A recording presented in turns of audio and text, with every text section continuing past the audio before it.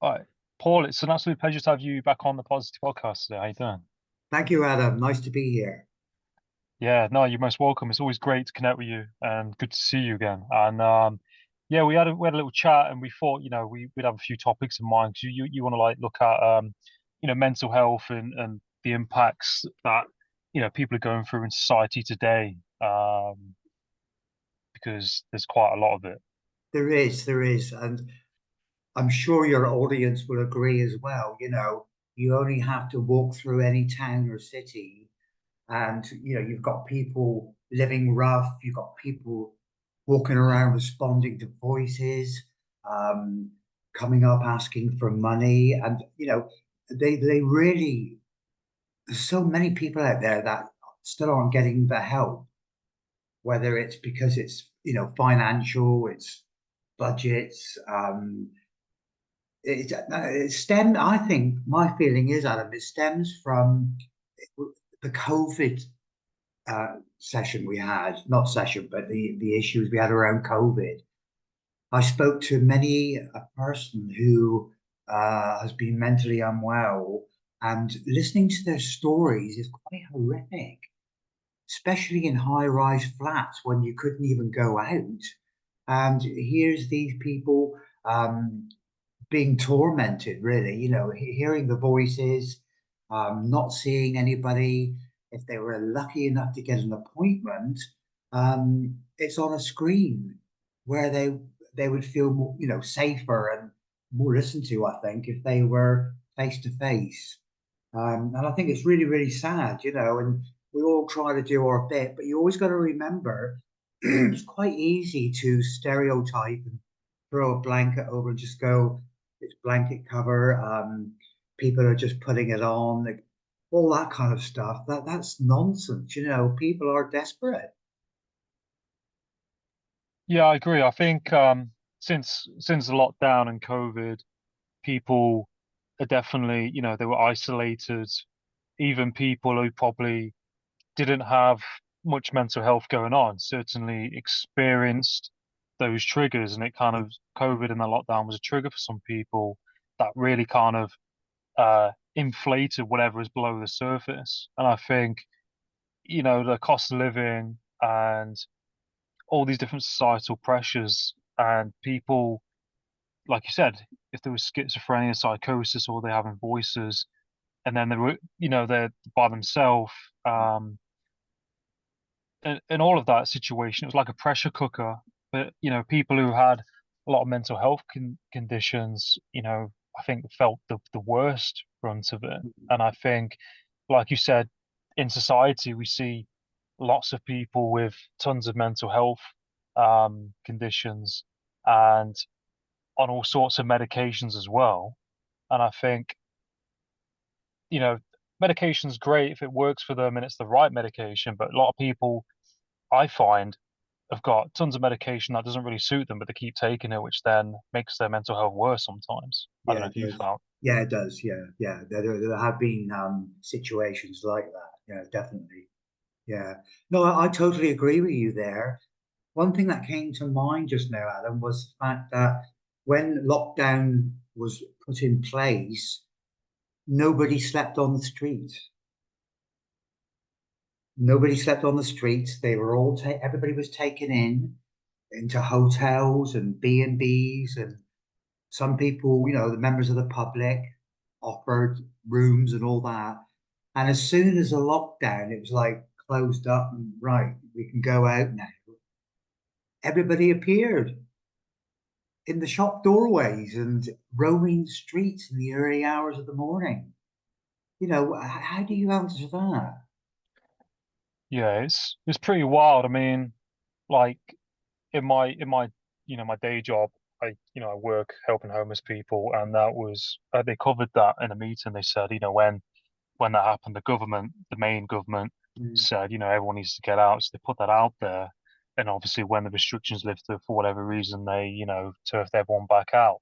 Yeah, yeah, Um, I mean, they have things in the government called SWEP, which they still have called severe weather emergency protocol. So that's basically if there's severe weather, then we get them out yeah, of the streets and try and allocate them to properties and places, hotels, sure. uh, leisure centres. But obviously, with that, they have to do it on a case by case basis because you might get someone who's got red flags on their Mm, profile, which mm, they can't be around, people. So yeah, they have to be careful where they put people. But it's I think homelessness and rough sleeping and mental health um has increased a lot, like you said, since COVID. mm, And it, from living in Cornwall for the past 11 plus years, it's quite alarming, it because is, yeah. you wouldn't think it would be so rife in Cornwall, Mm, where we live. mm. Um, and it's sad to see. And I think there's a lot of help out there for them, but the problem is some people might have bad experiences, and then they just go, oh, I don't want to know Yeah, yeah, sometimes, yeah. or or people have got mental health conditions, and I think a lot of it goes to past previous trauma. I mean, you've worked with people in mental health. Do you think that's an issue with it? I think so. Yeah, that comes into play. But if you just look at other issues that are floating around, and if you take somebody, whether they're young or they're old, an older person, and they've lost partners for whatever reason, through illness, through COVID, look how many people died with COVID. Um, and to make things even worse, the government's now stopping their £300 Yeah. energy bill, the payment. Now they're on about stopping the 25% council tax for single people. And about a week ago, I heard that now there's rumblings of bus passes, taking bus passes, and not giving them out to the elderly, the pensioners. What does that do? That Mm, causes more mental health issues, the mm, worry, the depression, all that's coming around the corner again. So, and it's difficult for the NHS to be treating people. And the waiting list to see professionals has just got well out of hand. Um, and then if you're lucky, it's a phone call.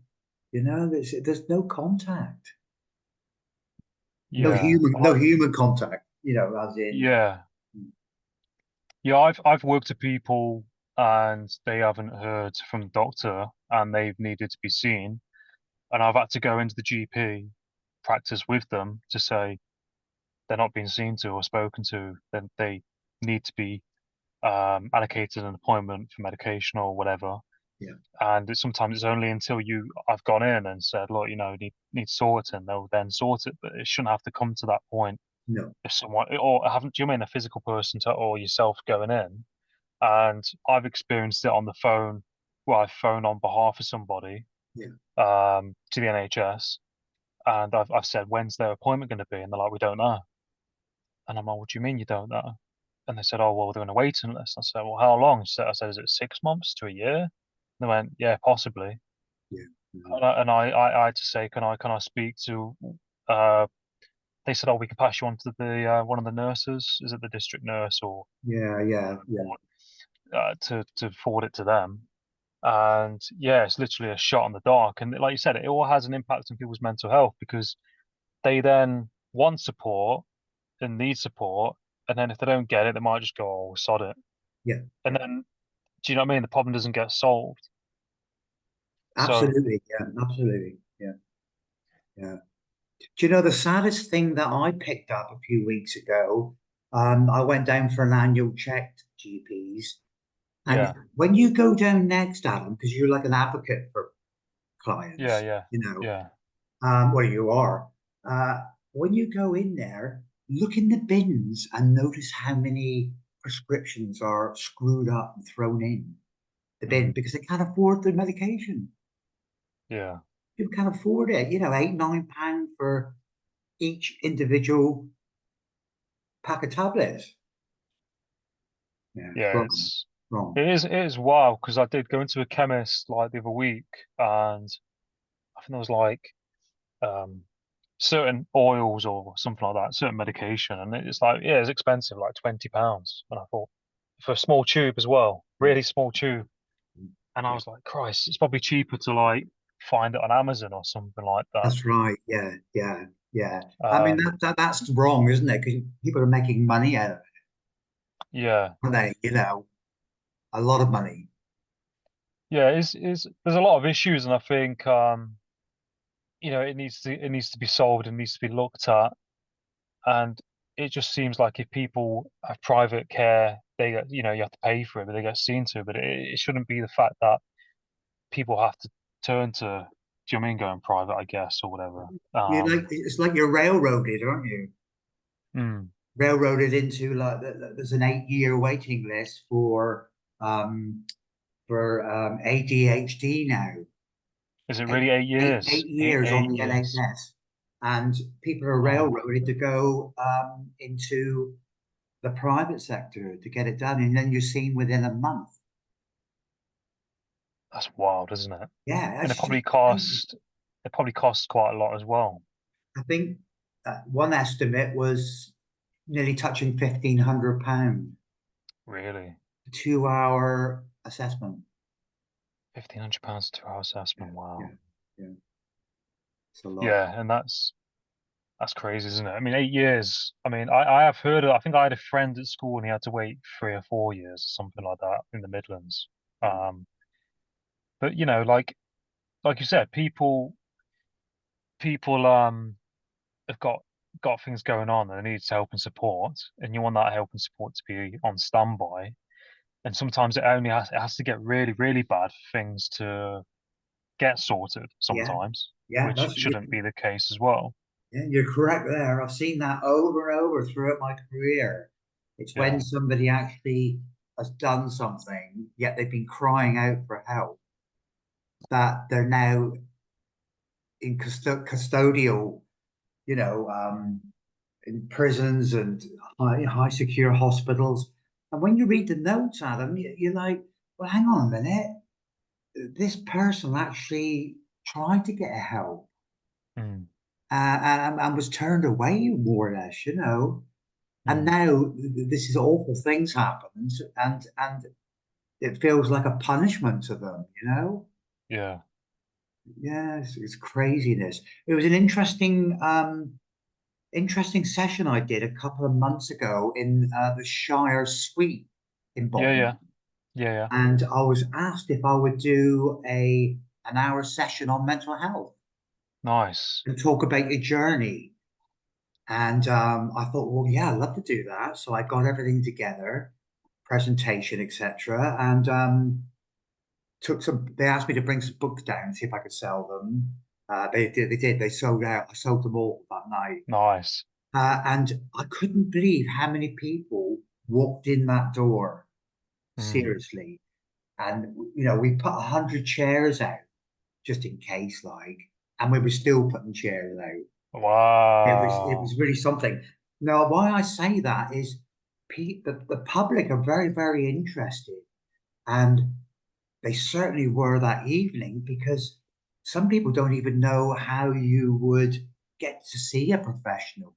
Mm, Some people just didn't think that the GP was the first port of call. mm. And the other interesting thing that was brought up, because I did it and then there was a lot of questions and answers, is the fact that people that are unwell and they're phoning up to try and get help, and they're faced with just a recorded voice, and they spend ages on there just pressing 1, 3, 4. It's busy, or we'll come back to you, and they don't. It was really interesting because all but about six ex-nurses came along to this session, and you're looking at the layperson, aren't you? Terminology, and they want to talk about medication and side effects and why is a schizophrenic, all the different illnesses. You could have had 2 days doing it, and they were just glued. And they all thanked me, they all said, this is great because you've really given us some insight. And of course, some people there, they had relatives who were unwell, and they always found it difficult to understand them. You can only look up so much when you've got somebody in front of you who's been there and nursed these people. It's completely different. But I know I said on the other podcast that we did, because I said to the audience, everyone in this room's got mental health, everyone, and they looked at each other. I said we've all got something going on, but I said when it's mental ill health, and then you're faced with people that can't function and need that support, and that's when, if it all goes accordingly, everybody comes together, and you've got the team there, multidisciplinary team.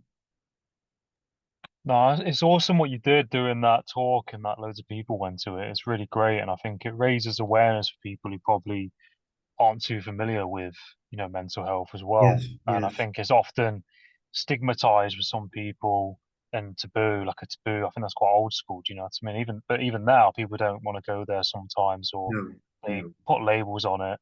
that's And I think people have to accept it and, accept the fact that they might have stuff going on and it's okay.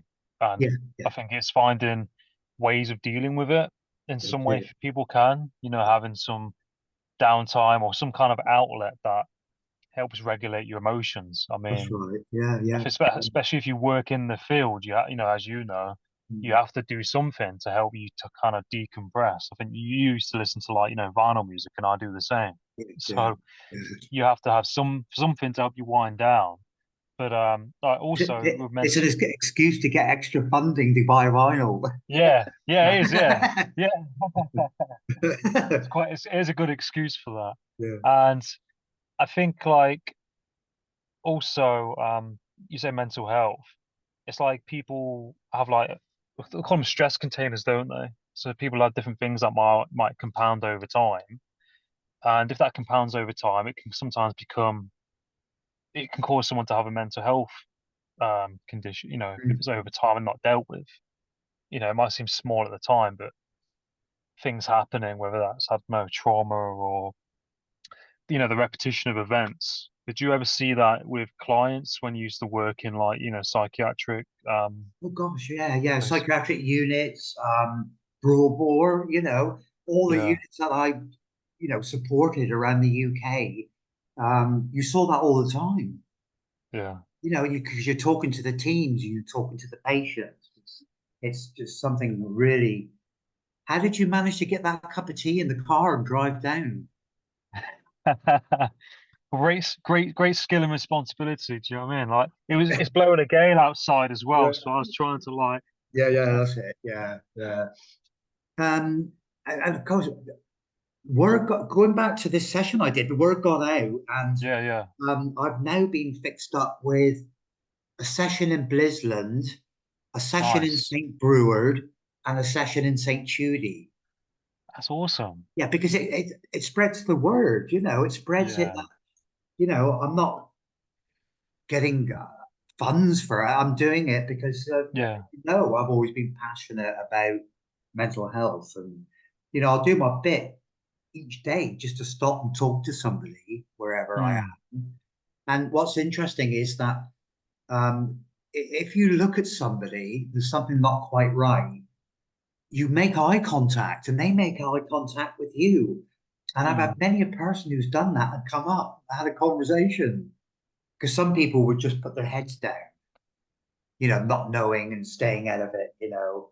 Um, and I guess people get frightened sometimes as well because it's no education or understanding behind it all.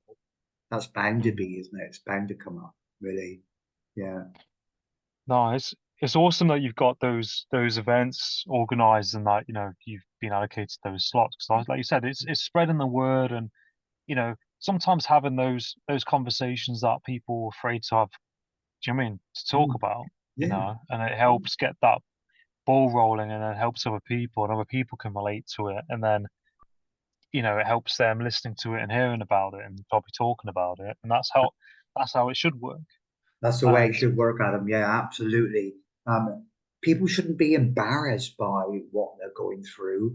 It's about being open, and anybody who, has something to say that's quite derogatory, they just don't get it. They don't get mm, it.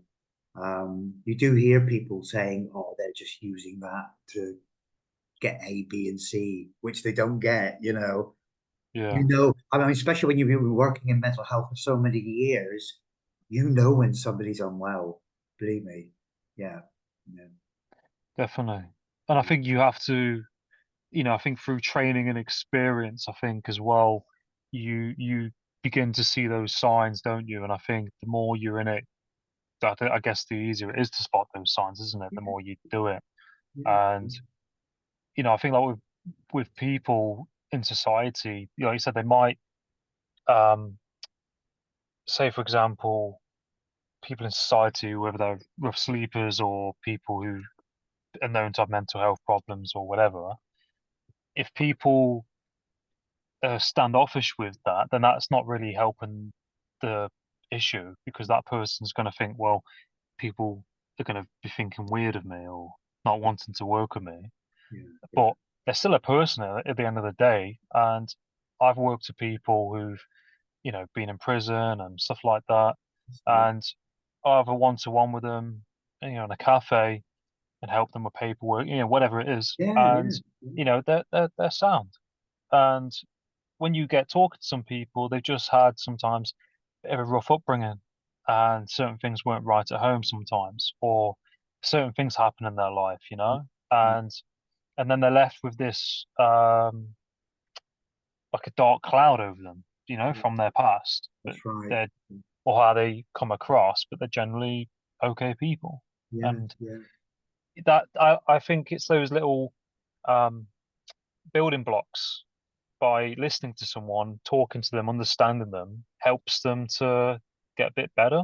Do you think? Absolutely. Absolutely. And you were right at the very beginning saying, medication isn't the only thing.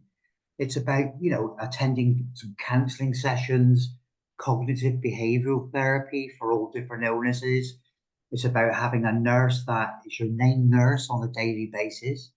And it's building up that therapeutic relationship. Um, and all my years of nursing, I saw people at their worst because that's the kind of units I worked on. And I'm just touching on what you said there because when you see somebody come in and maybe there's sections under the Mental Health Act, they've got a treatment order put on them, and they've let their hygiene go, they've lost weight, the hair, the teeth, everything like that. And then when you get to know the person day by day, and it all unravels and they start talking to you and then you think, my gosh, look what you did in your life. It just I just get so overwhelmed with it. They've had their own businesses or they've written books or and it's just amazing. So I guess that message is when you go by and see somebody on the street who's looking disheveled, just remember they've had a probably good life to start with, or they haven't.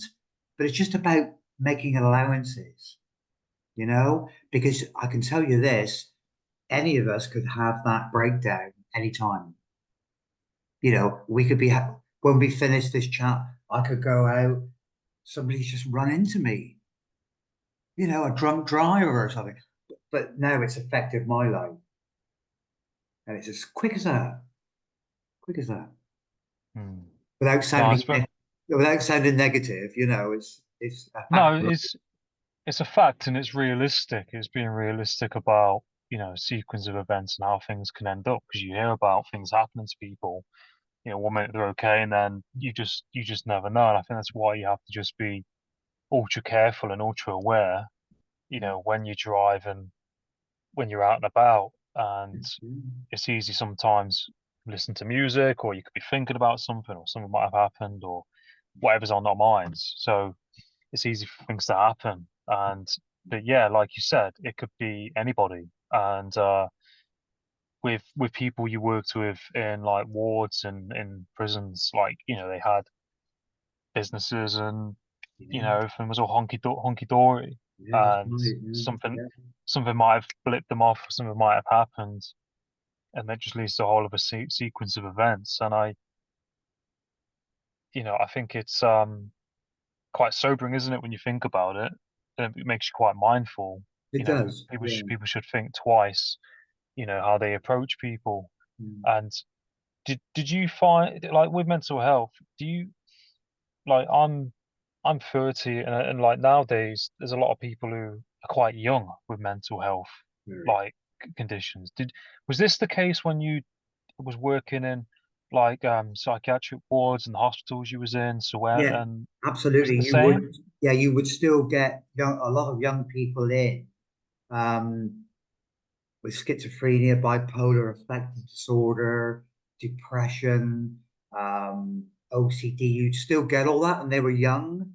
But they also, what we got to remember is they were treated, and there's quite a high percentage of people that go back out and never ever have a relapse.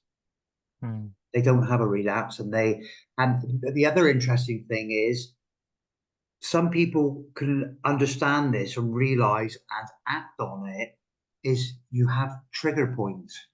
mm, So as nursing staff, if I saw somebody walking down the corridor patient wise and they're a bit anxious but they're clicking their fingers, I know that this is all going to go up, mm, or a look they give you, or the non-verbals, um, all those kind of things. Some people just don't see it. They don't understand it, but they're going mm. through it. But others go, they come up and go, Paul, you know, clicking their heads like Yeah. something is happening. It's and they realize this, and so what happens there is that it's nipped in the bud. They ask for a bit of medication just to keep them a bit more calmer, etc.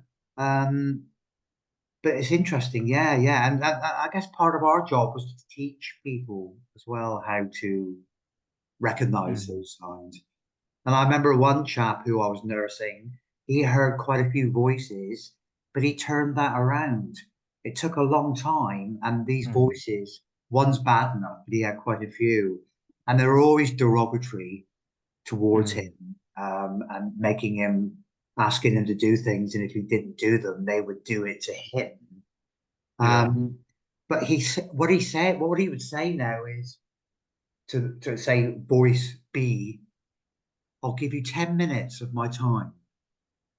And he'd set the alarm clock. He carried an alarm clock, and he set it for just a few 10 minutes after when the voices were talking to him. And when the alarm went off, he cut them off. He cut them off. He just, I'm not listening to you. You've had your time. Tomorrow, Wow.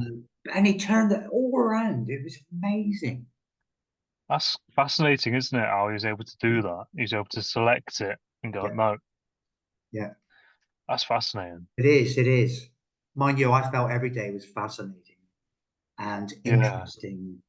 Mm. I think I've discussed before. I can't really remember. Maybe I have somewhere on the line had any sick time. I must have been off.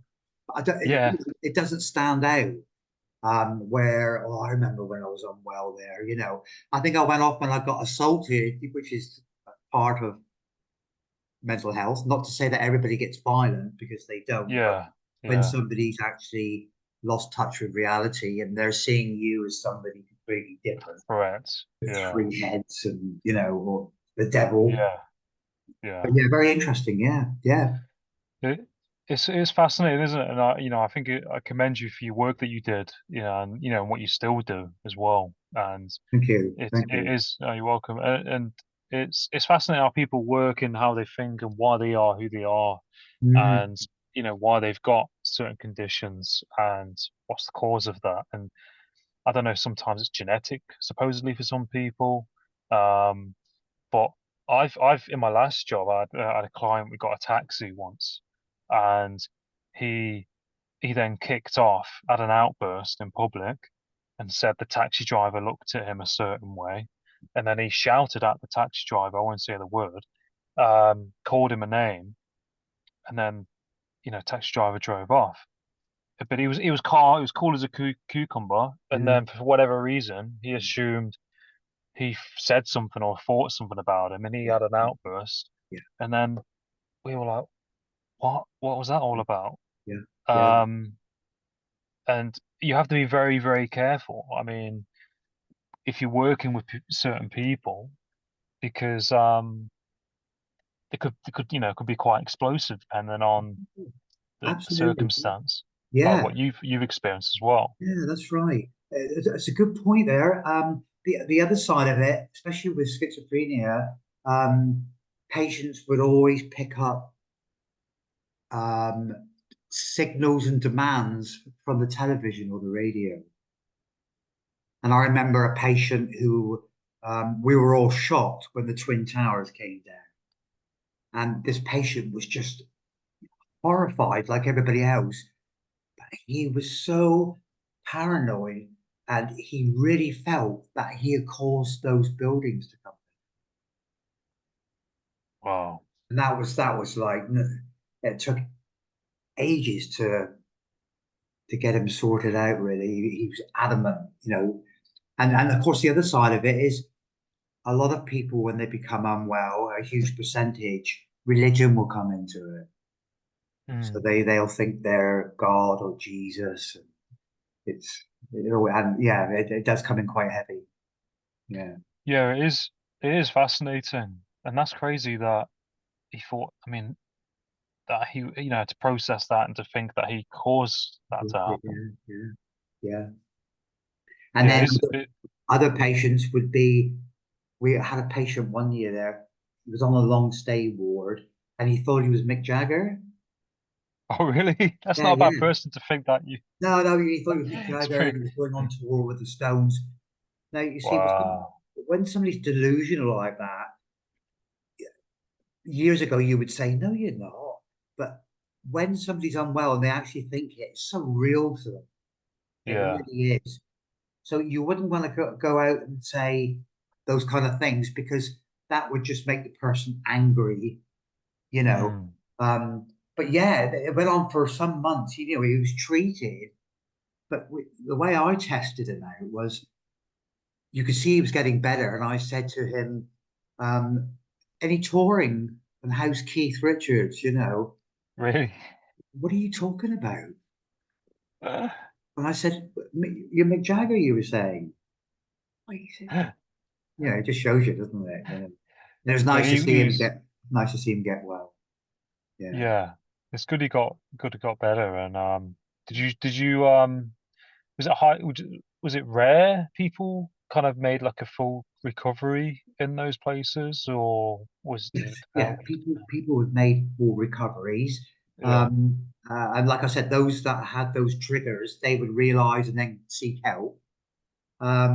But there's lots that don't. And it's a Mm, revolving door syndrome. They're out. mm, But don't forget, you've got community nurses out there, whereas years ago you didn't have that. You did yeah, in general, but now we've got community psychiatric nurses, yeah, forensic teams. But even then, they're overloaded.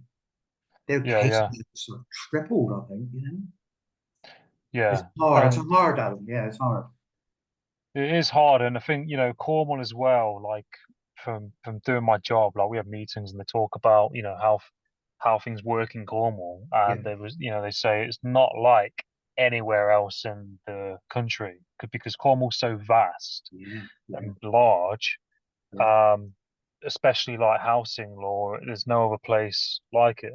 Mm, It's mm. it's it's very unique because Yeah, it's so big. that's So right. Yeah, things are done in a certain way. Um, and I think they were saying like, it's not even like London do it either. It's like just specific to Cornwall.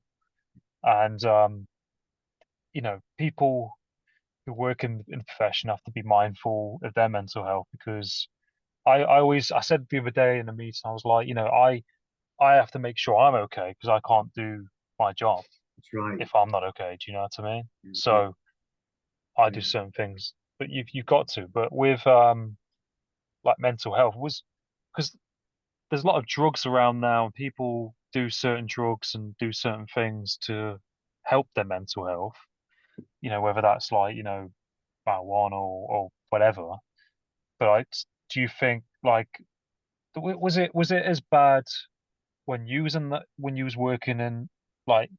prisons Lawrence, and St. yeah, Lawrence is was where was it. was it still rife Yeah, then? drugs were, but not so much at Class A. People have smoked marijuana for years. If you take a Yeah. hippie, hey man, without stereotyping, Yeah. I've got to watch my battery here, Adam. Yeah, Five that's fine. looking, all right. So it's That's all right. Yeah, no worries. time's going away here. But it was homegrown and it wasn't touched. It Mm, wasn't cut with anything. It's mm, not like now that, you know, I yeah. mean, I've seen people have a smoke and that's induced a psychosis. That's how Really? serious it is for some. Really? But it was nothing like what it is today. Because if I said to you, and this is gospel truth, and anybody listening, maybe that I know, I discovered 2 bottles of A-class drugs in this town about a week ago. And the street Wow. value for each bottle that was prescribed from a chemist was worth £1,000 on the street. Wow. Yeah. So yeah, it's rife. It's rife. That's crazy, isn't it? It's on the street. Yeah, I And found it was hidden. I'm not going to say yeah. where I found it, but I No, no, no. moved something out, and there it was. It was. Yeah, it's pretty wild. And the thing is, people who get prescribed, if people do get prescribed certain things, then it has to be kept safe and all the rest of it. And Mhm. it's really breaking the law if they are distributing it and supplying it. Yeah, And like yeah. you said, I I've smelt like cannabis, people smoking it, and they've walked past me, and I've had to like stop to like just go, okay. It's And it's like it must be laced with whatever. yeah. And like you said, it can cause people to have psychosis episodes, and I think that's probably the issue sometimes. People start taking stuff and then it opens up a whole kind of corridor for some Yeah, people. absolutely. Illnesses, stealing to get the money for your drugs. Um, People get angry, they get aggressive, they don't look after themselves. Mm. It just goes on. What do you think like the solution is or way forward? Do you think like talking about it and attending groups and reaching out? Well, so that, yeah, support groups, and also like dexamphetamine or methadone Mm, is used to pull somebody out of that mm, situation, and they're yeah. weaned off it. It's class A still, but it's not as strong, and it's people start to, you know, rehabilitate. Yeah, Good rehabilitate, to say yeah. that. Yeah, yeah, yeah. I too would say it. His battery's probably died, guys. Let me just pause this a sec. Right. Hi Paul, yeah, your computer died, so we're back. But Yeah. we're just saying, with mental health, like today we've got like lots of social media and the internet, and I think a lot of people have their mental health affected by that because they'll look at what people are doing in society, compare themselves, doubt themselves, feel like crap, and all the rest of it. Do you think that that is a cause, like social media and the internet? Do you think that has an impact on mental health as Yeah. well? Yeah, it does. Look how many young people have taken their lives through Yeah. what's been said on the internet. Horrendous, really. And of course, capturing the young audience, you take people like Robbie Williams, who is well known. He has mental health issues, and is dealing with them. But that would have an effect on people in society, especially when they're young, to go, well, Robbie's my hero. Look what he does. He was in Take That. He writes. He sings well. Um, Perhaps it's not so bad. I don't feel mm, so bad with it now. I feel like I'm being supported, kind of thing.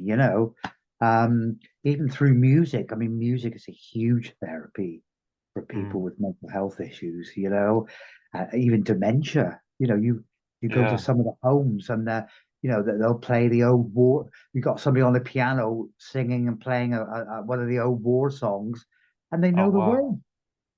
They get up and dance and know the words. It's amazing. That's where we introduced photograph diaries, where Mm, you would give it to a patient and they could recognize their families, and because with dementia they go back, they yeah. can't remember anything forward. It's all to do with their lives beforehand. But yeah, but staying on the subject, many as a person in the limelight has come forward and Mm, really helped a lot of people. And I mm. think that's something we should thank them for, really. It Yeah. takes away the taboo. It doesn't, it takes away that bit where, yes, this person's rich, they've earned it, they're a different class. However, at the end of the day, they're human, Mm. you know. No, exactly. And I think it's like people think, well, if they can deal with it and they can move through it, then, I can do that as well. And I think, Yeah, talking about it is one of the best things. And with the internet, people can share what they've gone through and their experiences through, podcasts and whatever else and absolutely. interviews. Yeah. Everything that's carried out, including this podcast, will help some people, you Mm, know, they will. And I remember nursing a young chap who was schizophrenic and heard voices. He honestly thought he was the only person that was going through this. mm, And when he attended a group with 4 or 5 others who had the same diagnosis, wow, it just lifted off his shoulders and they mm. became friends. And then Oh, they could help wow. each other. Yeah, they helped each other. And that's something that was set up when I was a student and I was, lucky enough to take part in it. Um, it's great. That's the most positive thing. And like you say, just talking about it, because Mm, with some of these illnesses, you get so depressed that they become um, mute. mm, They just won't talk, which mm. is awful. Because then it's even worse because they've contained all of it. There's no facial expressions. And if there Mm. are, they would be masked as well, It would all Yeah. be, for professionals, it's all like a, a time of undoing everything, and Yeah. starting again. Yeah. Yeah, definitely. And what just come to mind, I was talking to my mum about this earlier, and I mentioned yourself because I think last time we spoke, I talked about like, Pinball Wizard, the film. Yes, Roger Daltrey, That yeah. because my mum loves that film, and it's a very deep film, and there's a lot of avenues to it. Yeah. Um, from my understanding, it's spoiler alert, but Pete he saw his mum having an affair in the movie. And was it that triggered him to then go mute in the film? That trauma from that? Yeah, Do you, if he's close to his mum, yes. and Yeah. that's kind of because I just found that interesting because the time that came out, it was it 80s or the 70s, like the whole thing around, you know, mental health back then, was it something that was looked at? I guess it probably wasn't the same as it is now, No, from that film when the film came out. yeah, yeah. Yeah, back in the 60s and the 70s, it was mega taboo. Yeah. Believe me, you know, even our local hospital, which is no longer with us, 12 to 1300 beds, had a wall around it, and people were inside that wall. Mm, And it was looked down on. It was awful, really. And of course, here we are years and years down the road. And yeah, a lot of improvements have been made, mm, through medication and therapies and it's amazing, really, but it's still not enough, you know. Yeah. Adam, have you ever watched? And I can't tell you who's in it because I can always remember bands and their names of the musicians, but I can never. I have difficulty remembering the actors or actresses. My Beautiful Mind. Oh, Russell Crowe. Yeah, yeah, Yeah, yeah, it's on my list. It's on my yeah. list. Powerful, powerful.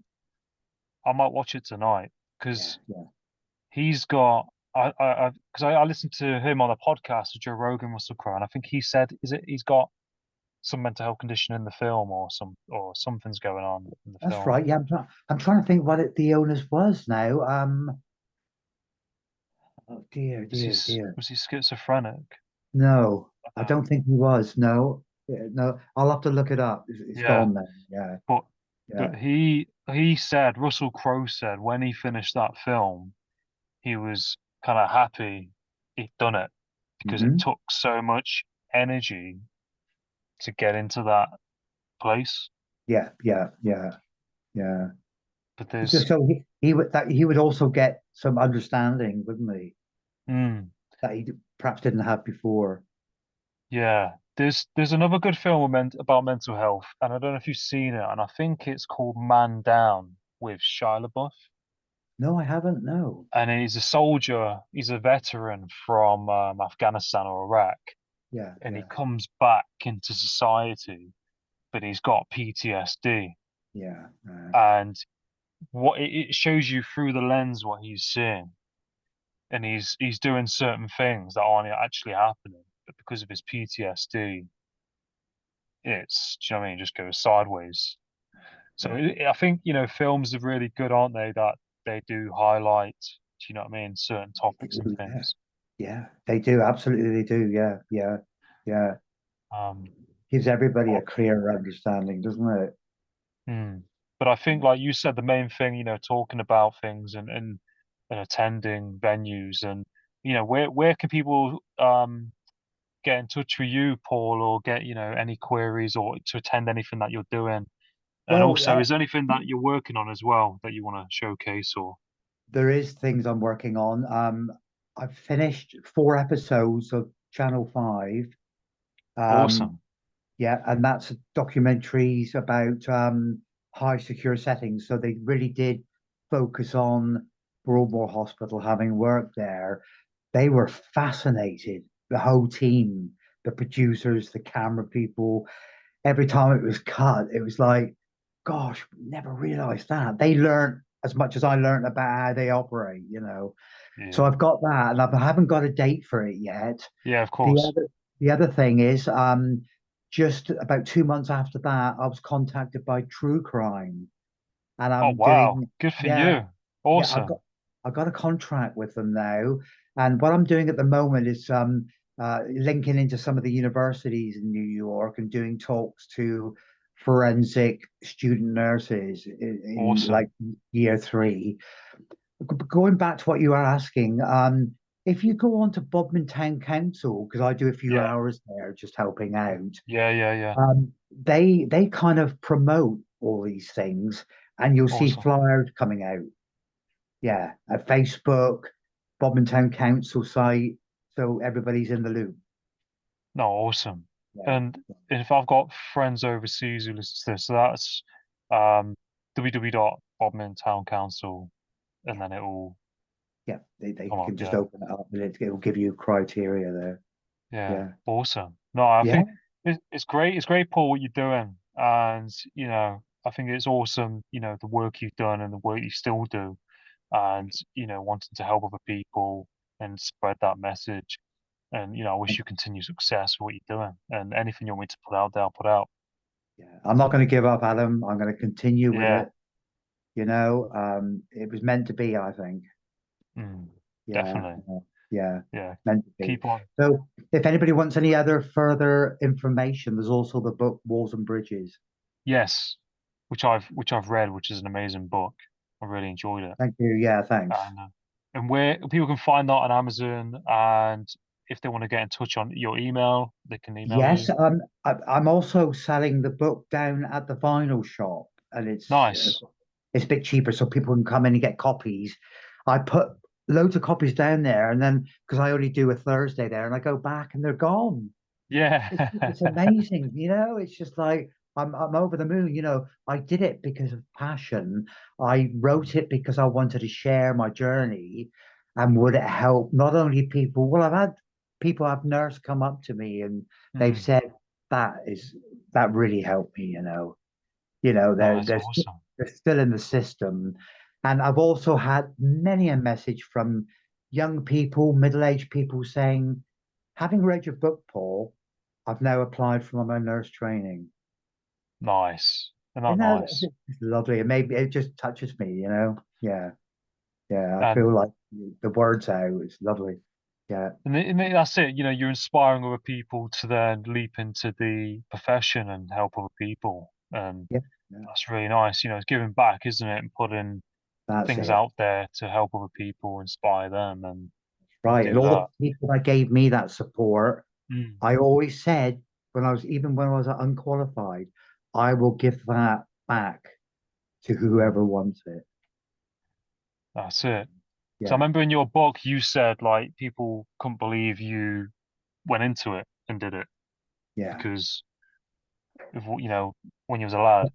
My past, yeah, yeah. No, I'm open about that, and that's why it's in the book that you can Mm. change things. Mm. We all go off the track sometimes.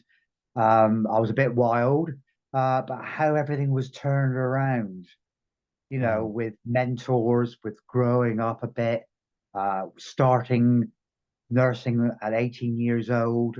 You're just a kid Mm. on the most busiest locked ward with 30 odd patients who have various illnesses, and you're trying to fathom why they're shouting, why they're punching, Mm. all these different things. And over the years, you start to put it all into place. That's Mm. the illness.